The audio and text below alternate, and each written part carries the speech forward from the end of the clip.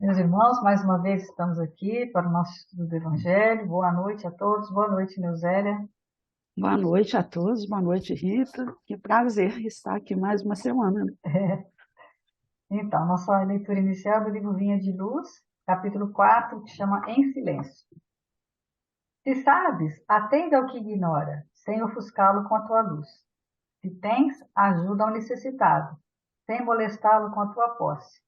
Se amas, não firas o objeto amado com exigências. Se pretendes curar, não humilhes o doente. Se queres melhorar os outros, não maldigues ninguém. Se ensinas a caridade, não te trajes de espinhos para que teu contato não dilacere os que sofrem.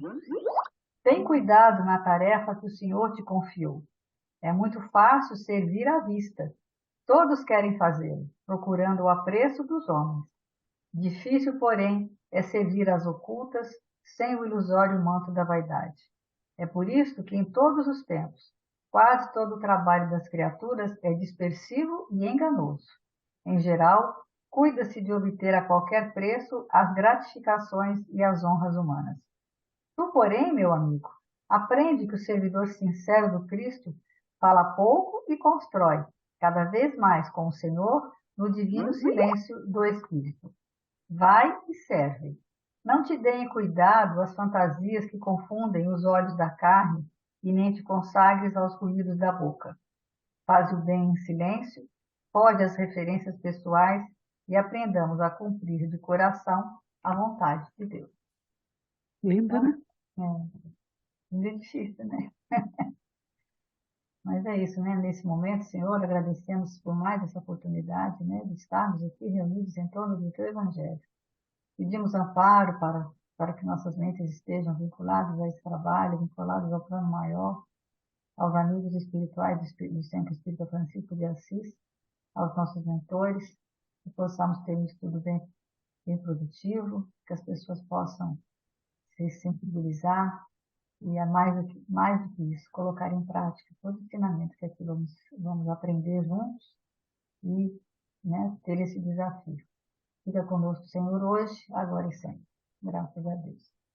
Então, nós estamos aqui, né, mais uma vez, sempre explicando que o nosso estudo é o estudo minucioso do Evangelho de Mateus, conhecido como miudinho, que a gente vai fazendo o estudo versículo a versículo, sempre baseado nos episódios do Aloysio Elias, né, do miudinho de Uberaba, e ele começa dizendo, né, que eu achei interessante dizer que estudar Evangelho é como degustar, né? É uma degustação, né? É como se tivesse uma iguaria, né? Ele fala do chocolate suíço, né? Belga, chocolate belga, né? Que você tem que ir, né? Porque não adianta, né? Se você só ler e só deixar os personagens lá, deixar aquilo. Porque a gente ou deixa os personagens como se fosse uma linda história, um lindo romance, né? Ou um romance doído, sofrido, né? Que a gente às vezes gosta de ler, né? Ou então acha que é para o outro. Mas enquanto o evangelho não toca, a gente não saboreia, mas não sente esse amargo, né? Eu pensei no chocolate amargo, porque ele é amargo também, né? Que a gente, você é gostoso, mas também é algo que você tem que pensar, né? Naquilo e refletir, né? E a gente está no capítulo 14, né? Na semana passada a gente estudou o versículo 15, que começa a falar, né, sobre as questões da fome da multidão. Porque os discípulos, né, Jesus tinha tentado ir para um lugar ermo para poder ficar sozinho, porque ele estava muito triste em relação à decapitação de João Batista, que era seu primo. Só que ele não consegue, a multidão vai atrás dele, os discípulos também. Ele cura a multidão. Depois que ele cura essa multidão, ele faz muitas curas, além das curas, ele com certeza conversa também, né? Faz as suas pregações, e ali já está no final da tarde, a gente também, semana passada já estudamos, né, em relação à escuridão, quando a escuridão avança, né? São os períodos mais difíceis que a humanidade atravessa, e que qualquer período sempre são difíceis, mas às vezes tem noites mais escuras, né? Ou noites que tem lua, e E nessa hora difícil, nada ajuda a gente se comportar de uma forma rasteira materialista. quando as coisas estão difíceis, é que a gente tem que ter mais espiritualidade, demonstrar mais confiança, porque hoje em dia está muito assim, né, meu velho? Ah, tá tudo difícil, tá tudo ruim, tá tudo. Ai, meu Deus, né? Pandemia, depois de pandemia, depois de. E a gente sabe que os tempos não vão melhorar a princípio, né? Agora nós estamos realmente na noite, e é a hora da gente dar esse testemunho. Então, muitas. E aí, aí ele fala, quando a gente está no topo da montanha, a gente tem uma visão mais ampla. Mas quando a gente está no vale, a visão é mais estreita, né? Então ele fala, eu achei interessante ele falar, você tem que, é recomendado que você olhe para a sua vida quando você estiver numa situação melhor, num astral melhor, né? Para que você possa enxergar qual que é o propósito de Deus. Que Deus sempre tem bons propósitos para nós. Mas às vezes você acha, eu sou coitadinho, você se coloca na posição de vítima, né? Eu estou desempregado, né? Como é que eu vou fazer? Aí uma pessoa que está com uma coisa, Deus deve estar me dando um caminho, né? Vai aparecer alguma coisa. Agora, é lógico que você não fica esperando no meio do caminho, né? Você não fica na beira do caminho, você tem que entrar no caminho e seguir em frente. Tem a sua parte para você fazer, né? E então, o problema é o mesmo, mas sempre visto de pontos diferentes. Você tem que ver qual é o que você vai ver, né? Então, essa hora escura, ele fala, né? Que é a hora que é o momento em que nós temos que vigiar mais os nossos pensamentos. E os discípulos chegam ali e falam assim, bom, pessoal, então ficaram aqui o dia inteiro, né? Semana passada ele falou assim, olha, o pessoal está aqui o dia inteiro, já está tarde, eles estão com fome, eles têm que ir para casa para comprar comida, que foi o que nós estudamos semana passada, né? E então, o Aloysio esquece de ler o versículo, mas não vamos esquecer não, nós vamos ler, né, José?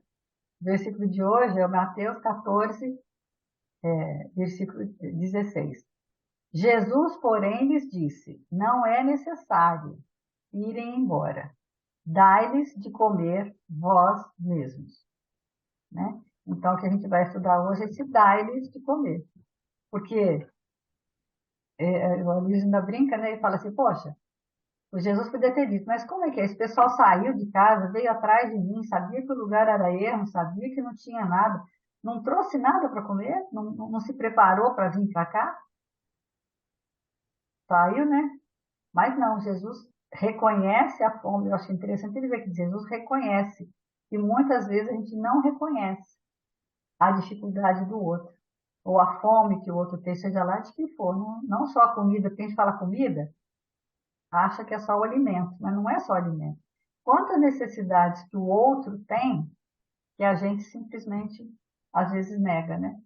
Porque não é a nossa fome, não é a nossa necessidade. E a gente minimiza, né? O outro. E aí a gente. Mas só que ele fala, né?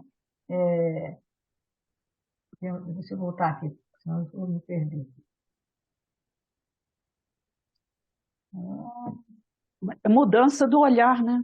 E É, você aproveitar enquanto você está no alto, visualizar uma vibração diferente, para você ter condição de enxergar essa necessidade, né, do outro também.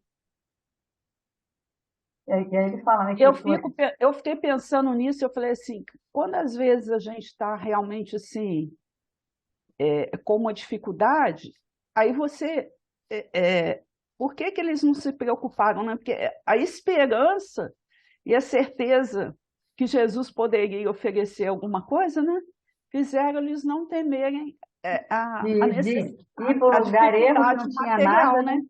É. Ele Seria mais ou percebe. menos assim, será que a gente teria essa coragem de ir ao encontro do mestre? Então, você vê também que, apesar de ser uma multidão assim, enferma, né, elas tinham talvez aquilo que ainda falta em nós, essa coragem de ir em busca do mestre. E aí, quando você vai também em busca, quando você faz um movimento de ir em busca, você também está se fortalecendo, né? Porque você está saindo daquela posição cômoda de conforto, de estar ali, né, parado, né, ou até na própria inércia, né, e está indo em busca de algo que você sabe que é maior. E aí eu fiquei pensando nisso, se a gente talvez teria essa condição de ir, sabe? Ah, fala assim, Jesus está lá, mas para chegar até lá eu vou ter que ter um Tem que ir caminho de agora e não dá dificuldade, tempo. né? É aquela passagem que ele fala, né, do jovem, né? Ah, eu vou ali buscar alguma coisa. Não, você tem que vir. Estou te chamando agora. Agora que é a hora de você ir. Não tem nada que ir lá enterrar seu pai ou fazer qualquer outra coisa, né? Essa multidão foi Foi, simplesmente foi, né? confiando. E ele não, né? E ele, como Cristo, não traiu a confiança, porque ele podia ter mandado de volta, né? Realmente vai embora, né? Mas é o Cristo. Assim como ele fala que Emmanuel, né? Como é que o Emmanuel entende essa questão da beneficência, né? Porque a gente pensa, né? Quando você fala em caridade, beneficência, o compromisso, né? De agasalhar, de dar um remédio, de dar comida, de moradia, de dar educação. Mas ele fala que o Emmanuel estuda essa passagem de uma forma diferente, com uma visão mais profunda do Brasil, justamente porque o Emmanuel foi Manuel da Nóbrega, então ele tem uma experiência, né? Lá desde o século XVI, e ele trabalha, né, nessa construção ele fala da edificação civilizatória. Então, Será que a gente tem condição também, né, de olhar para essas necessidades alheias, né, e entender assim, o que me cabe fazer, né, como eu posso ajudar nisso? Qual porque será a contribuição que eu posso dar? Com essa visão, né, que o Cristo, que esses benfeitores amigos, eles têm. A gente exerce o julgamento, né, porque a gente ia fazer o quê? O que que esse povo veio fazer aqui nessa hora? Não é assim que a gente faz. é, Agora eles não, eles por estão que, que- enxergando que por que que ele não fez diferente, né? Por que que ele não fez isso, por que ele não fez aquilo? A gente não vê qual a condição que ele tinha, né? Qual o entendimento? Porque, tipo assim, é condição, não só financeira, mas de entendimento, de aprendizado, de educação, porque o grande problema, ele vai citar os dados do IPEA aqui, em um dos países que ele fala, que é o segundo, acho que já não é mais. Ele, agora, ele fala do IPEA, né, que é o Instituto de Pesquisa Econômica Aplicada, que ele analisa, né, a questão econômica na prática. Ele traz dados, né, da, do, do, da situação, né, do mundo, desigualdades da do mundo. desigualdade, aquele negócio da ONU e tal. E aí eu vi aqui, eu peguei a situação da distribuição de riqueza e de renda no mundo inteiro, é uma coisa muito grave, né? E eles têm feito, assim, né? A ONU tem se reunido, tem feito, ela criou primeiro, no ano 2000, a ONU criou, né, numa reunião em Nova York, ela criou a Declaração do Milênio, que eram os Objetivos de Desenvolvimento do Milênio, que chama ODM. E eram 8 objetivos, que era para fazer de 2000 até 2015, né? Eu acho interessante porque era assim, ó, erradicar a pobreza extrema e a fome, a educação básica universal eram os objetivos, né? Promover a igualdade de gênero, reduzir a mortalidade infantil, melhorar a saúde materna, combater o HIV, a malária e outras doenças, garantir sustentabilidade ambiental e parceria global pelo desenvolvimento. Tá? Isso aí ainda não foi feito, quer dizer, era de 2000 até 2015, eram metas, que ainda não foram, né? E Uma aí foi, proposta não é, saiu, né, é. efetivamente para a prática, né? E aí quando foi 2015, eles criaram os outros objetivos, que são os Objetivos de Desenvolvimento Sustentável, que aí são 17. E qual que é o primeiro? Erradicação da pobreza, entendeu? Fome zero, saúde e bem-estar, educação de qualidade, igualdade de gênero. Eu acho engraçado que a educação sempre fica depois. Eu sempre achei que a educação tinha que vir antes, porque é dela que tem. Tanto é que esse país que ele fala aqui, né? que o Brasil é o segundo, né, Mais desigual do mundo, mais né? desigual do Distribuição mundo, de renda. e ele fala no Botsuana, né? Botsuana. Mas eu fui pesquisar, nos últimos 50 anos, o Botsuana deu um salto em relação a isso, e ele já não é mais. Hoje, o segundo, o pior em distribuição de renda é o Catar, que é na África. Não, o Botsuana é na África, né? E o Catar agora que é o segundo. O Botsuana deu uma coisa, por quê? Porque diminuiu o analfabetismo. Eles, hoje, 90% das crianças com 13 anos são alfabetizadas. Então, investiu em educação. E eu, assim, isso é uma opinião minha, que acho que, se você educa a É criança uma depois, opinião dos espíritos também, né? No livro dos espíritos se lá que você fala. educa, tem condição, você tem que dar condição. Agora, você fica só erradicar a pobreza, lógico, tem coisas só emergenciais, né? Porque aqui, ó, eu estava vendo aqui, ó, eu peguei os dados de 2021, distribuição da riqueza no mundo, em 2021, ó. 1% dos ricos detém 38% da riqueza. E no Brasil, sabe quanto que é? 49%. 1% da população detém 49% da riqueza. A classe média, aí vai mais ou menos, fica no mundo e no Brasil fica mais ou menos igual. A classe média representa 9% da população e ela detém 38%. Os pobres representam 40% da população e só tem 22% da riqueza. E os miseráveis no mundo? 50% da população e detém só 1,8% da riqueza. E no Brasil, olha só, no Brasil não tem os miseráveis, é negativo o valor, é menos 0,04%, ou seja, eles não têm riqueza, eles só têm dívidas. São 70 milhões de dívidas que fala o estudo, eu peguei num site que chama O Iceberg, né? E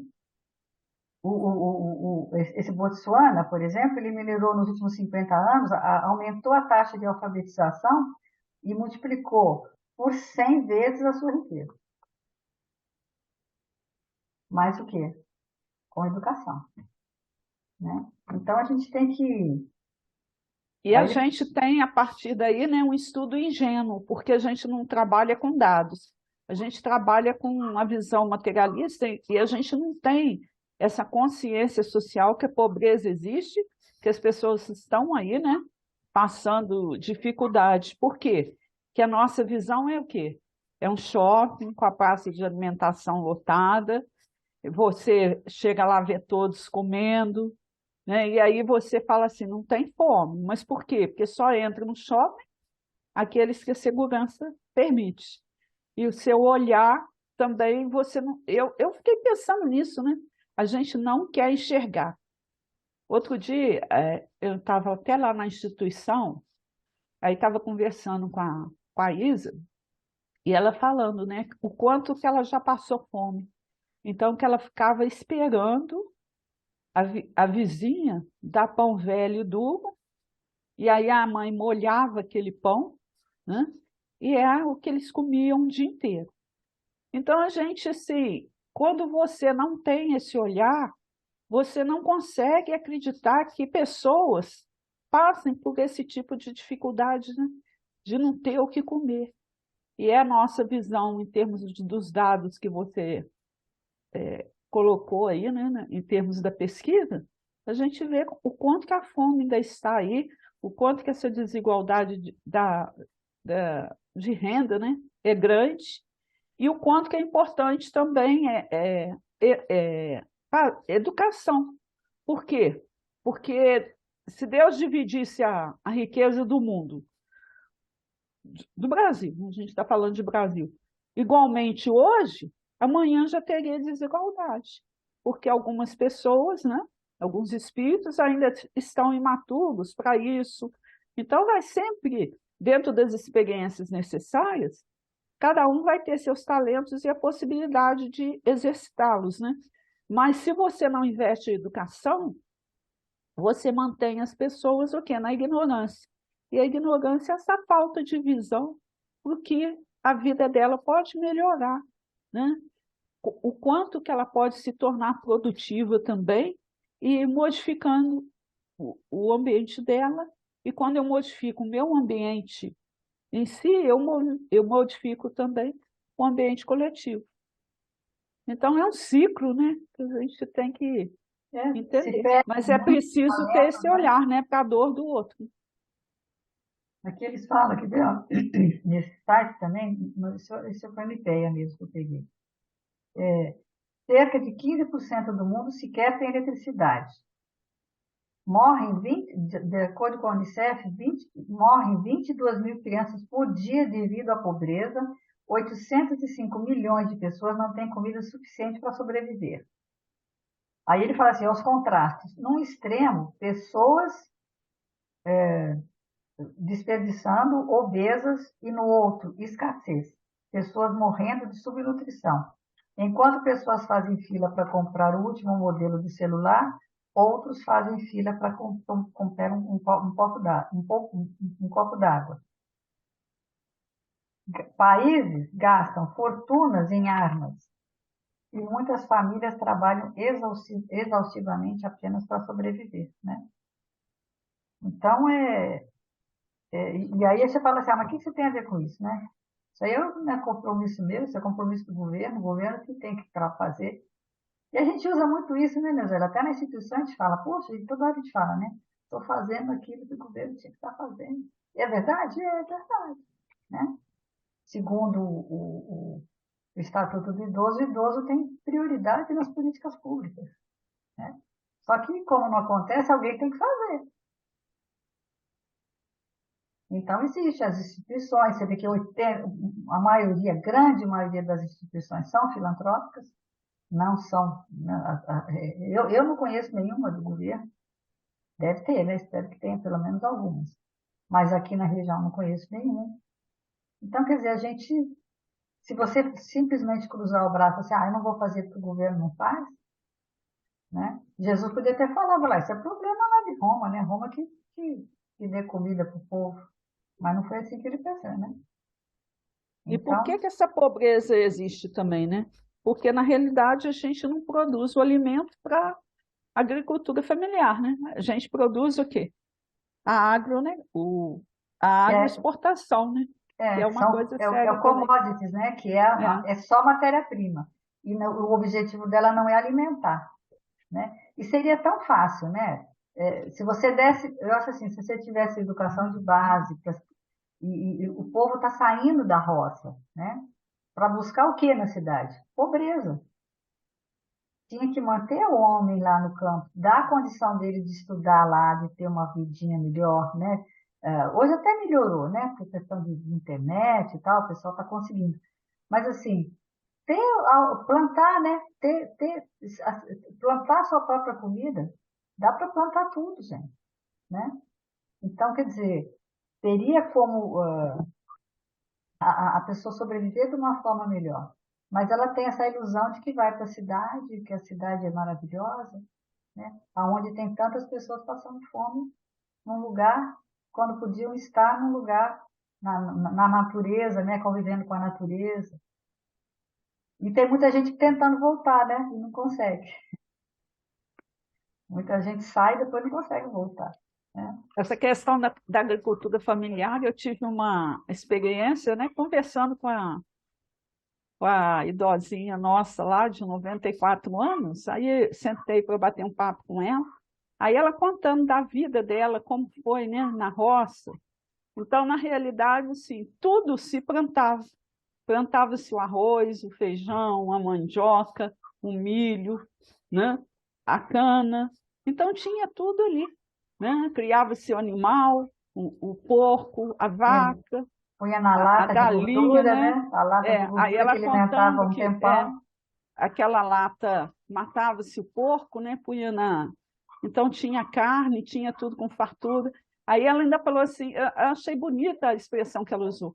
A minha vida foi de muita luta, de muito trabalho, mas nunca passamos fome, nem ela, nem os filhos, porque tinham essa mentalidade até de trabalho, né?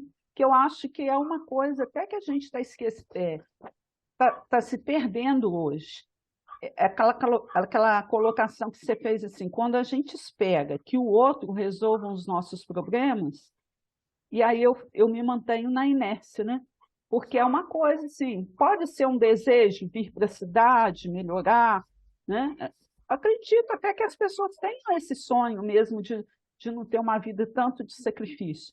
Mas, juntamente com isso também, a mentalidade de trabalho se perdeu, porque aí ninguém quer fazer o necessário, né? Que todo mundo precisa trabalhar para conseguir consumir, né? E as pessoas também não se dispõem a trabalho, né? Então, por isso que eu acho assim, que a educação, de maneira global, né, ela vai tirando esses véus da ignorância e mostrando a responsabilidade que cada um tem frente à vida, né? Até em termos de valores ambientais, por exemplo. Quando Agora, você vê essa questão da água, né? É, as pessoas usam sem o maior não tem critério nenhum. Ah, tem aí, pode usar, né? Então, quanto que é importante a gente ir abrindo esse leque e visualizando assim que essa fome não é só uma fome material, né? É uma fome que vai muito além de tudo que a gente acredita. porque você vê, passa também pela nossa definição, pelo nosso conceito de pobreza, que é o que a gente falou também no estudo anterior. O que a gente acha que é pobreza? E às vezes, se você for num lugar, num sítiozinho simples, onde as pessoas vivem de forma simples, você vai achar que é pobreza. Então, se você entender isso como pobreza, não é tão ruim. A miséria é assim, miséria é complicado.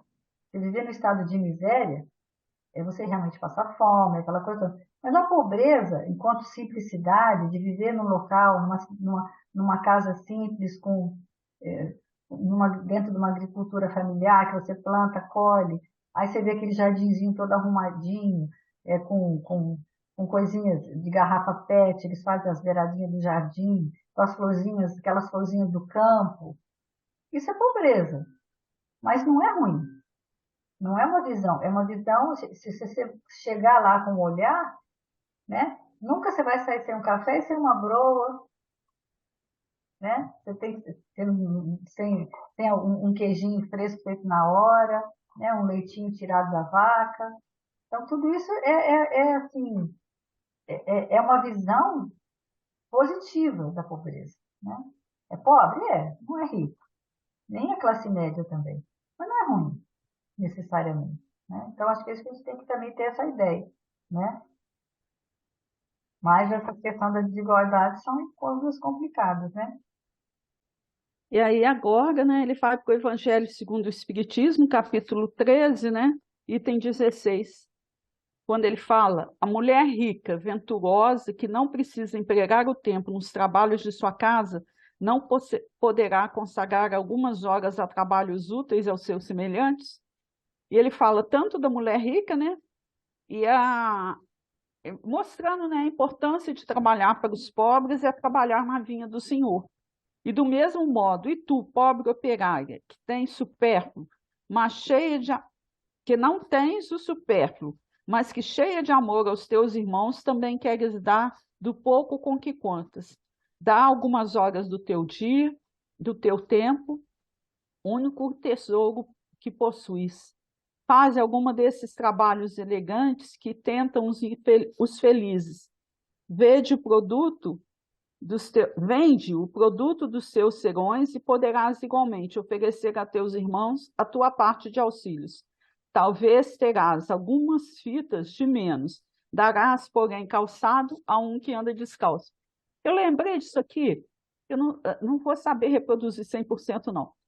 Eu já assisti um trabalho desses expositores, né, que fala da doutrina espírita, então fala a questão do dízimo, né, que as igrejas vão 10%, né? Mas, na realidade, o que a pretensão era que você use parte do que você ganha para o outro, né? E seria muito interessante, eu fiquei pensando nisso. Você já pensou se a gente tivesse, por hábito também, tirar um pouco do que sobra, ou até mesmo daquilo que eu vou trabalhar um pouco mais para possibilitar isso outro, até materialmente falando, né? O quanto que seria, assim, diminuiria a dor e o sofrimento do outro. Porque algumas pessoas têm necessidade do pão material mesmo. A fome está aí. Não adianta você falar de Jesus e a pessoa está lá com o estômago roncando e você não ser capaz de ter essa visão. Mas o quanto que seria interessante, né? Aqui, ó. E vós, mulheres, que vos votastes a Deus, trabalha na sua obra, mas que vossos trabalhos não sejam unicamente para adornar as vossas capelas, para chamar a atenção sobre a vossa habilidade e paciência. Trabalhai, minhas filhas, e que o produto de vossas obras se destine a socorrer os vossos irmãos em Deus. Os pobres são seus filhos bem-amados. Trabalhar para eles é glorificá-lo. Sede-lhes a providência, olha que bonito isso, que diz: aos pássaros do céu, dá Deus o alimento.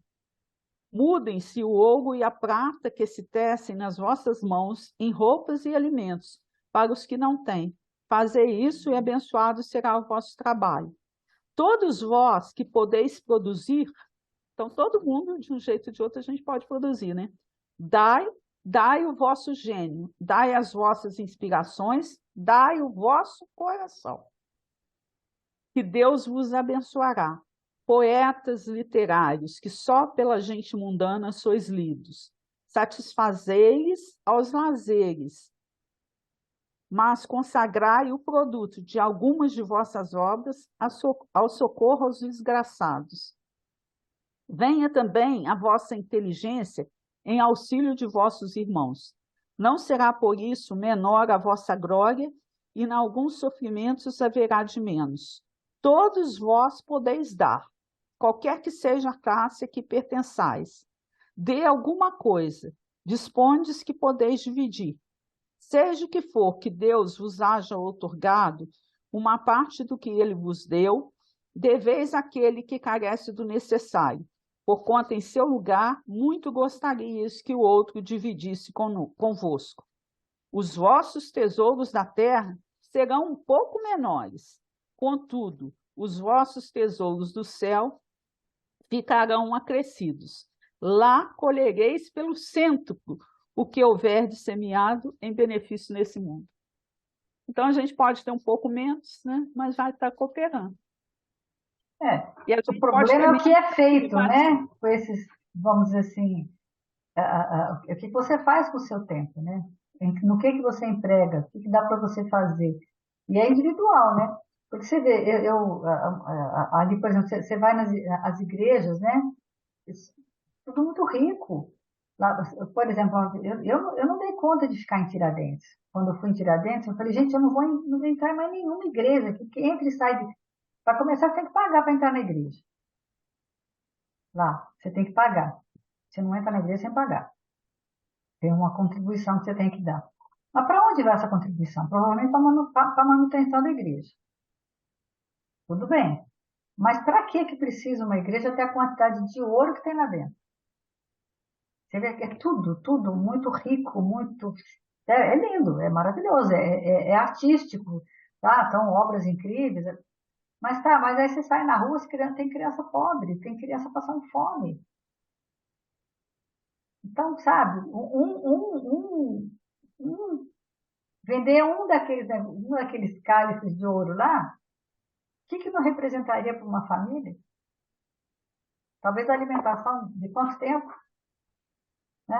Agora, eu também sou contra esse negócio de dar. Eu acho que tem que investir, né, na questão que a gente vem falando, para que eles possam ter a sua sobrevivência, né? Construir sua sobrevivência. Essas questões das hortas, ele falou, a gente tem bons e maus hábitos, né? Qual que é um bom hábito? fazer uma horta comunitária, né, onde todos possam colher e ter, ter seu alimento. E qual que é o hábito ruim? Você pôr no prato mais do que você dá conta de comer, né? Meu pai falava, né? Tá com os olhos maior do que a barriga, Barriga. o outro tá maior que a barriga, aí tem que comer, né? Tudo. Eu até hoje, não fica um grão de arroz no prato. Tem que comer. Se eu pus, tem que comer. Aquilo se eu não puser, porque aprendi, né? Quando na infância mesmo, não podia deixar de jeito nenhum.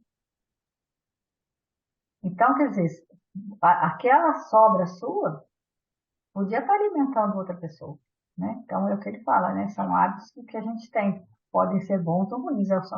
E esse texto aqui faz essa crítica social, separar o que é bom e o que é ruim. O que é um hábito bom e o que é um hábito ruim. Ele vai lá para Palavras de Vida Eterna, né? O 11, capítulo 11. Ajudemos também. Ele fala, né? Ele respondeu e disse: dá-lhe voz de comer. É um imperativo que Jesus está botando para a gente, né? Da nossa função, da nossa necessidade imperiosa de fazer um esforço e oferecer ao outro aquilo que a gente tem. Que seja do nosso tempo, do nosso recurso financeiro, mas é necessário que a gente faça, né, pelo outro.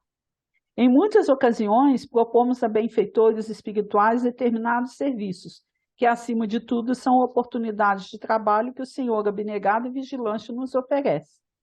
Enunciamos rogativas e relacionamos diversos quadros de ação para a caridade. O doente de certa rua, o parente necessitado, o obsesso,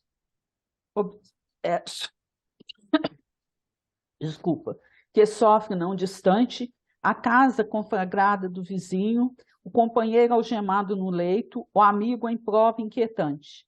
Os obreiros da espiritualidade movimentam-se e ajudam, devotados e oporosos.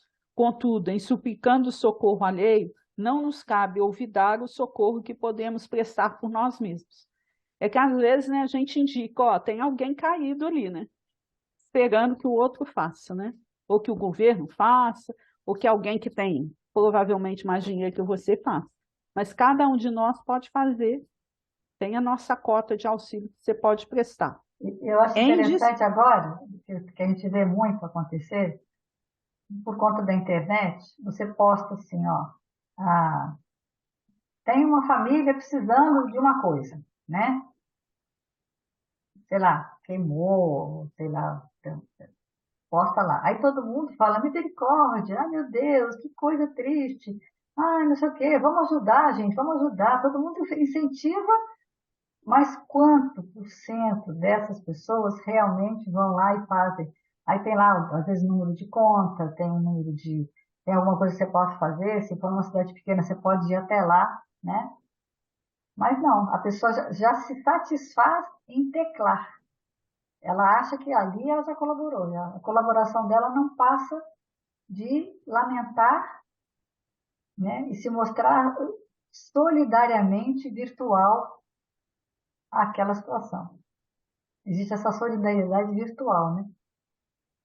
Que realmente não... Qual que é? De fato, né?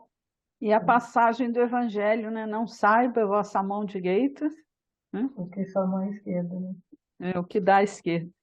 É indispensável acionar as possibilidades da nossa cooperação fraterna, os recursos ainda que reduzidos de nossa bolsa, o nosso concurso pessoal, o nosso suor e as nossas horas, a benefício daqueles que a sabedoria divina situou em nossas estradas para testemunharmos a própria fé. Diante da turba faminta, ouvindo as alegações dos discípulos que lhe solicitavam atenção para as necessidades do povo, disse-lhe o Senhor: dai-lhe vós de comer. E os discípulos angariaram diminuta porção de alimentos antes que o mestre a convertesse em pão para milhares. A lição é expressiva. Não basta, rogar a intervenção do céu em favor dos outros, com frases bem feitas, a fim de que venhamos a cumprir o nosso dever cristão. É a questão da internet aí que você falou, né? Antes de tudo, é necessário fazer de nossa parte, quanto nos seja possível, para que o bem se realize de modo a entrarmos em sintonia com os poderes do bem eterno. Então, que a gente possa falar, fazer propaganda da dor do outro, mas a gente não pode a gente não pode nos esquecer, a gente não pode se esquecer, né, que é necessário o quê? Que a gente faça nossa parte, né? O nosso tempo, o nosso. Eu acho essa questão do tempo, eu fico analisando quantas pessoas, quantos de nós não tem coragem assim de tirar um tempinho, um pouquinho, o tempo que você puder, né? Mas assim, para dedicar ao outro, a fazer alguma coisa pelo outro. E a gente pode fazer. Tem fome de amor aqui do lado da gente o tempo todo, é só a gente olhar, né, para o lado. Às E vezes a pessoa. até você ter a paciência, né, de escutar. As pessoas são tão caguenses. Eu fui cortar o cabelo esses dias, aí eu falei assim, gente, um salão de cabeleireiro. E aí você tem que esperar, né, um pouquinho e tudo. Mas ali naquele momento, o quanto que você exerce uma terapia. Eu falo que é terapia 0800. E essa semana mesmo aconteceu isso comigo. Porque eu fui e tinha uma ex-companheira minha que trabalhou muitos anos comigo. E enquanto a gente estava esperando cortar o cabelo da Isa, né, ela já tinha até cortado dela, mas quando ela me viu chegando, ela sentou. Então, a pessoa quer que é a fome de falar e de ter alguém para ouvir. Eu não vou, assim, não pude ajudar em nada, porque não é um problema meu, não é uma questão minha, mas a possibilidade de ouvir, de estar ali para a pessoa, sabe? É como se ela fosse desabafar, né? Quando ela fala, ela está botando para fora. Mas até isso é importante, por quê? Porque você tem que ouvir com o olhar do Cristo, né? Sem julgamento, sem interpretações, sem soluções miraculosas que você acha que vai ter em relação à É, vida do porque outro. a solução, a gente está montando atendimento fraterno, né? E uma das coisas que fica muito clara, a solução está no íntimo de cada um. Todos, nós falamos muito. E aí, é o que você falou aí, é o seguinte, o que é atendimento fraterno? É só aquele momento que você está atendendo? Você marcou o horário? Não. Ali, por exemplo, o bazar da do centro, se você ficar 10 minutos lá no bazar do centro, vai entrar pessoas e você vai fazer atendimento fraterno.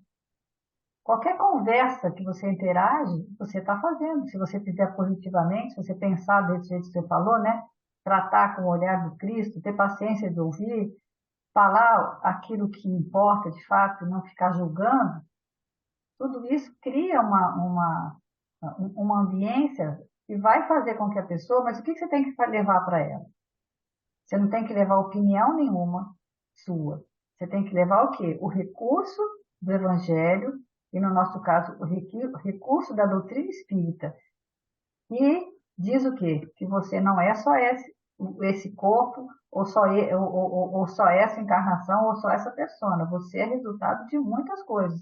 E às vezes aquilo que está te apavorando, aqueles fantasmas que existem para você, são só as suas frustrações, as suas coisas, bem menos. Aí a pessoa passa a começar a entender e começar a enfrentar as situações dela de forma mais positiva, né? Elevar essa pessoa para um nível de entendimento, para que ela possa ela mesma resolver os seus problemas. E não você ficar resolvendo, não pode criar uma dependência. Então, todo momento é um momento de atendimento. Qualquer lugar, pode ser no caixa do supermercado. Às vezes até o caixa do supermercado, você está conversando com ele, né? A gente parece que acaba acontecendo essas coisas, né? Na academia, qualquer lugar, né? Onde você esteja, você é cristão e você tem que ser cristão e ser disseminador, né, do evangelho em qualquer lugar e a qualquer momento. Dormindo, acordado, em qualquer momento. É 24 horas, né? A gente sonha, né? Tudo isso é... Aí que ele fala, né, se você vê alguém se afogando, e aí dá o exemplo, né? Você está na praia e alguém está se afogando. Aí você olha, o salva-vidas não está lá e o próximo está a 1 quilômetro. O que você vai fazer? Ah, coitado, está se afogando? Não, você vai procurar um jeito, né? Mesmo que você não saiba nadar, você vai dar um jeito, né? Eu fico pensando, ultimamente eu tenho visto, tipo assim, que está na moda filmar tudo, né? Eu fico assim, gente, como que está acontecendo uma coisa, está pegando fogo, tem alguém no chão atropelado, e a pessoa Pega o celular para ficar filmando. filma, ela filma enquanto está acontecendo, sabe? Eu acho assim, quem filmou? Não, né? E aí todo mundo fica vendo aquilo, mas, gente, mas quem que ajudou? Quem que correu para apagar o fogo? Quem que acudiu, ajoelhou lá para poder ver como é que a pessoa estava? Quem que você quer ser? A pessoa que filma? Será? Que frieza, né? Esse ato, É, foi não. até muito interessante esses dias a questão do... Interessante não é bem a palavra, né? É triste, né? É, Porque a enchente no Acre, que tinha o senhor praticamente sendo carregado, né, pela água, e um deu a mão nele e ficou tentando se equilibrar também para puxar. E tinha uma pessoa filmando é, a cena ali, outras pessoas filmando, né? Mas graças a Deus, alguém dessas que estavam filmando, né? parou de Outros filmar. viram a dificuldade, né? E avançaram também e foram dando a mão uns aos outros, assim, para realmente, porque um só não ia conseguir, a força de um não ia conseguir tirar a pessoa, né? Então, assim, que a gente seja essa pessoa, né? Que larga o celular e que seja capaz de lá dar a mão, né? É a grande proposta, porque é importante que as pessoas vejam isso, é. É igual assim, eu questiono muito essa Mas questão de o você que que fazer a mudou? caridade, né? O que Você está mudou na pessoa? mostrando e tudo, né? Como que é sério? Porque às vezes a gente até tem que ver, gente. Eu fico imaginando o quanto é, às vezes, humilhante você precisar, né, que alguém te ajude e a pessoa simplesmente expor sua vida, assim, sabe? De uma maneira, olha aqui, do jeito que está vivendo. A gente sabe disso, porque a gente vivencia isso na instituição. Que às vezes a pessoa vai fazer, né, uma visita e ela quer mostrar como o idoso vive, e aí ela filma. Tudo bem que a gente, às vezes, precisa conhecer a realidade, né? Mas o quanto que esse olhar tem que ser um olhar de amor, de fraternidade, para não humilhar aquele que está vivenciando aquela situação ali, né? Porque às vezes a pessoa está filmando aqui, ó, olha como é que vive, olha aqui o que está comendo, sabe? Então, assim, eu realmente posso ter olhar, ver o que ele está comendo, que é triste aquilo ali, mas o outro tem sentimento, ele tem percepção. Será que quando eu mostro aquela comida azeda e com aquela ênfase, com aquela repugnância, eu não estou humilhando o outro? Né? É uma coisa que a gente tem que questionar, né? Dispor assim, a intimidade do outro. E às vezes aquele que está ali, e a gente sabe, né? Ele está vivenciando aquilo, mas é porque não tem ninguém para tirar ele dali, né? Daquela situação. Mostrar que tem um lado diferente. Né? Então, E às vezes vai para a instituição, né? E ainda fica exigente, né? Quantas, a gente tem lugares, né? Nós já vimos situações de pessoas que não tinha condição, né? Tinha que tirar dali, assim, ontem, né? Ontem. Mas como que chegou naquele ponto, né? Isso que a gente fica pensando. Como que chegou num ponto de estar lá sozinho numa casa com comida azeda no meio de animais, de bichos peçonhentos, né? Casas que tinha até cobra, né? Que a gente já viu. E você ainda assim tem dificuldade de levar, ela ainda quer ficar lá, né? Isso que é difícil, né? Ela não quer sair, ela quer ficar lá. Apesar de toda aquela situação, ela quer ficar lá. Ela não quer ir. E às vezes fica lá na instituição onde tem 5 refeições, onde tem roupa limpa, banho todo dia, né? Remédio na hora, querendo ir embora. Querendo ir embora. Não sabe nem para onde, né, meu Deus? Qual é a leitura que a gente tem que fazer da fome desse? Que fome que ele É o tem. mais difícil, A né? fome dele é outra. Qual que é a fome dele, meu Deus? Olha lá, no campo social. Agora no Fonte Viva, capítulo 131.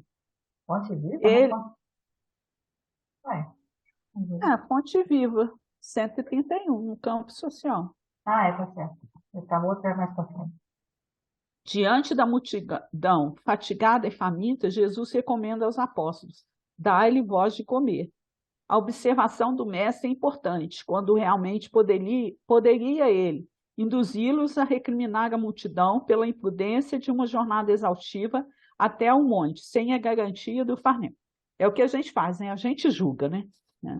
A visão de Jesus é diferenciada. O mestre desejou, porém, gravar no espírito dos aprendizes a consagração deles ao serviço popular. Então, o que ele faz? Ele queria gravar, né, em nossos espíritos, né? Ensinou que aos cooperadores do Evangelho, perante a turba necessitada, compete-lhes tão somente o dever, o da prestação de auxílio desinteressado e fraternal.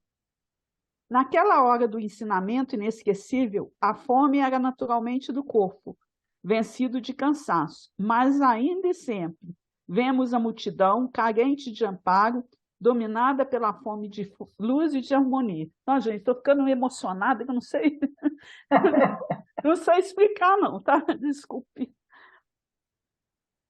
Desgastado pelos invisíveis azorragues da discórdia e da incompreensão.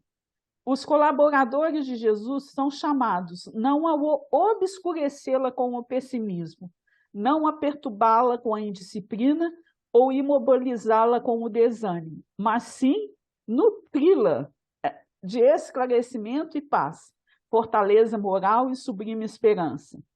Se te encontras diante do povo com o anseio de ajudá-lo, se te propões contribuir na regeneração do campo social, não te percas em pregações de rebelião e desespero. Conserva a serenidade e alimenta o próximo com o teu bom exemplo e com a tua boa palavra. Não ouvides a recomendação de Jesus, dá-lhe voz de comer. Acho que eu estou assim, porque É o que eu ele fico fala, imaginando né? assim, será que eu estou sendo capaz de nutrir alguém, né? É porque é o que ele fala, né? Que o que nutre, né? Essa pessoa? A esperança de que alguém vai ajudar, a esperança de que alguma coisa vai acontecer, né? Ele não pode perder a esperança de que algo bom está por vir, né? De alguma forma, porque a gente ali, né? Quando a gente nega, né? Hoje, por exemplo, estamos sem vagas, né? Aí tantos casos que aparecem, né? Você vê que a pessoa está precisando, mas como que você vai fazer? Né?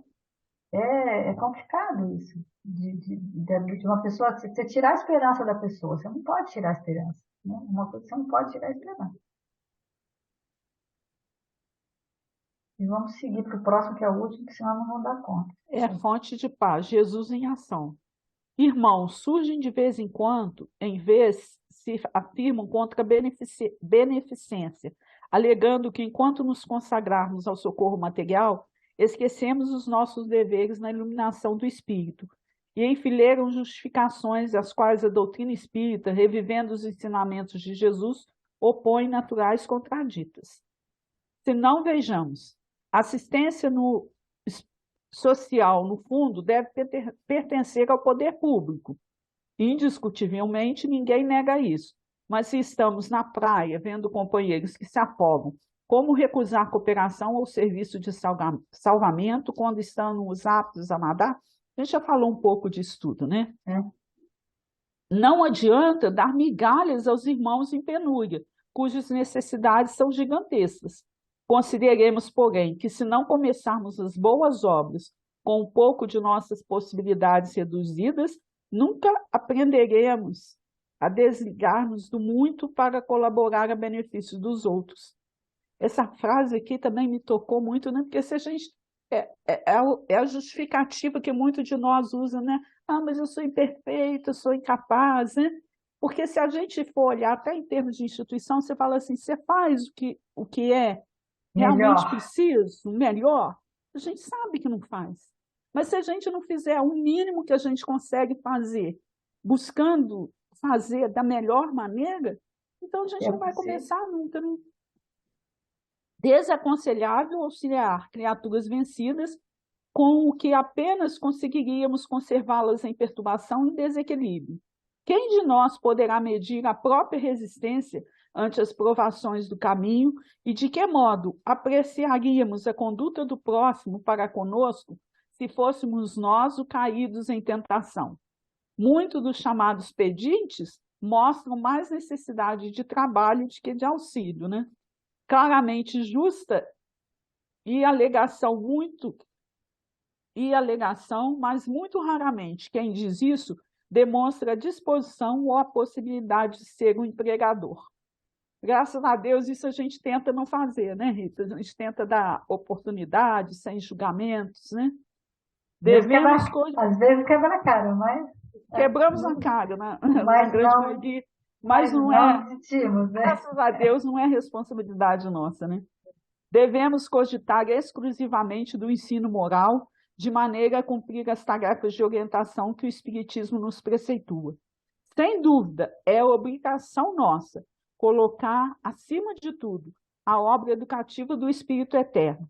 Mas é importante lembrar que o próprio Cristo se empenhou a alimentar a multidão faminta, ao ministrar-lhe as boas novas de salvação, de vez que não há cabeça tranquila sobre o estômago atormentado.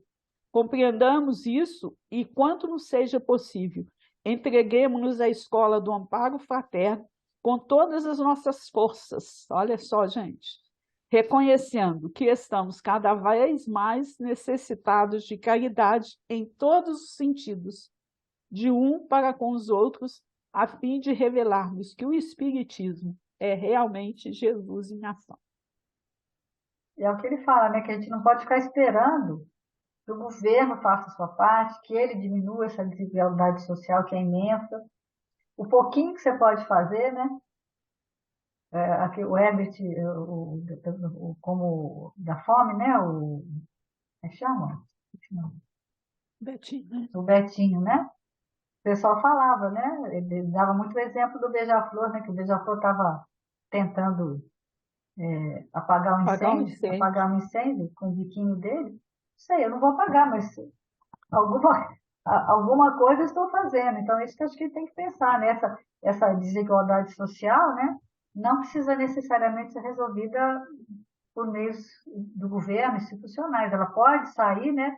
De gestos espontâneos da população. Tem projetos muito bonitos, né, meu velho? Hoje já tem, sim. Hoje já tem muita coisa boa nesse sentido, de ONGs, né, interessadas em eles falam, né, da CUFA, né, da Central Única das Favelas, né? Aqui também na região a gente tem, né, muitas Eu pessoas acho fazendo esse que trabalho. até em relação a nós mesmos, a gente vê assim, a gente trabalha na instituição, você vê, as pessoas ainda não entenderam o que é ser humano. Na hora que você tiver a compreensão exata do que é a caridade, do que é a fraternidade, isso vai se ampliar. Só que a nossa visão ainda está distorcida. A gente acredita que, sou caridosa, eu vou lá, eu dou, né? Está tudo Bom, resolvido. mas é muito mais do que isso, né? É dar o tempo, dar o coração, dar a possibilidade, dar avaliando, né? Mesmo assim, você vê a quantidade de doação que a gente recebe, a gente tem que jogar fora, em termos de roupa, e a pessoa vai lá e ela acha que está dando. Então, assim, é a gente aprender a voltarmos para nós mesmos, né? E fazermos essa análise, assim, Isso aqui, que é a grande regra de conduta, eu usaria? Tem condição que eu use? Não, se não tem condição que eu use, eu não não posso serve para o outro acreditar, não também. serve para o outro também. Quando a gente aplicar essa regra áurea na nossa vivência diária, de fazer com o outro aquilo que a gente gostaria que o outro fizesse com a gente, aí realmente o mundo vai melhorar. Mas tem muita coisa boa acontecendo, né? A gente não pode generalizar, Não fica porque uma ideia seria, negativa, não. Somos ficar uma poucos, mas ideia. são poucos, mas As coisas ainda está vão melhorando. melhorando. E quem sabe o mais importante disso tudo, né? Que a gente consiga exemplificar, e aí fica uma lição aí para a vida daqueles próximos, né, que convivem com a gente. Que é o Porque maior desafio mesmo, né? é Com que verdade. estão bem próximos, né? Está na nossa hora. Não fala. Ele deu uma poesia, né, do livro Alma e Coração. Mas por acaso eu achei outra aqui, eu achei mais assim, simples. A dele a gente deixa na descrição, que é muito Na bonita descrição, também. né?